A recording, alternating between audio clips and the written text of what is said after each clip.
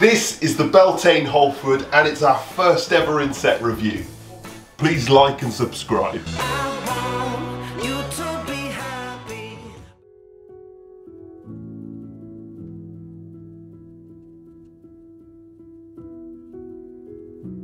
They make a couple of versions of this stove. This standard version and a landscape version too. It's multi-fuel with a grate and an ash pan, 5 kilowatts, and this one is designed for a British standard 16-inch fire grate, which makes it an easy installation for thousands of properties. You can also install this raised up above the ground on a 4-sided frame. Beltane is a brand based in Somerset, England. The owner, Chris, is a really good man. He has a big hand in designing all of his stoves and makes them in factories in mostly Europe. Right, let's light our first inset. Same story as always. Insets are not really any different. Logs on the base, slowly get a bit smaller. There's a good amount of space in here actually.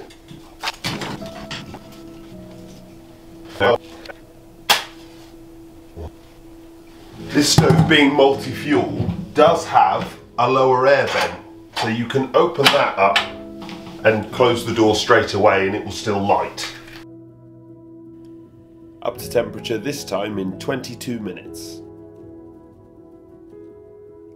Well, it's eco-design, it's DEFRA approved, and at over 80% efficient, it's really good there as well. It also runs clean. However, I've given this a 5 out of 10 score because it does mist every time you fire it. It's not that it goes dirty, but as you can see here, when it's lit, you don't notice the misting, but when it's gone out, it's very obvious, and I clean this after each time I fire it.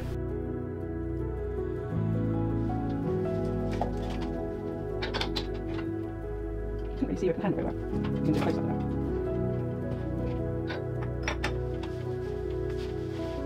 Well, there was no issue with smoke coming into the room when I reloaded it. I let it balance the fire, left the door just ajar, but there was no issue.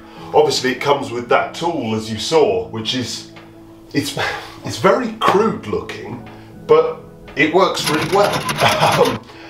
The handle is obviously stainless steel, feels nice, it's hot right now, but you obviously get the tool and you also get a nice pair of gloves as well, so you can very, very easily operate it with either the tool or the gloves, but it's got a, you know, a nice feel. And then you've got the rizzling grate, which you've already seen, and then 2 controls. This is a multi-fuel stove, so you get air coming up from underneath, which will sort of make it blaze on wood. It's really only useful for lighting it with wood, but if you're burning coal, you do need air from underneath. I'm burning wood, so I close that off straight away, and then we've got the main control, which if we go sort of fully open to fully closed, it shuts down pretty well. I've started measuring things out of 10, and I think that's above average. I think it would be about a 6 out of 10. We test fuel economy by getting the stove up to operating temperature, which has been a little bit tricky with an inset stove because we don't have the pipe to put the thermometer on. We've ended up putting it on the door. But we get it up to temperature and then burn a single net of kiln-dried logs to see how long it will maintain at operating temperature. This stove ran from between 7 to 9 hours during that testing. It's multi-fuel and we were burning wood, so it was a little bit held back by that multi-fuel grate, burning the wood a bit quicker. You get it to burn for long periods with smokeless fuel, but on wood we could shut it down and get it to run for about 3 to 4 hours, so not overnight. Overall, I think I'd give this test a 5 out of 10. It's bang on average.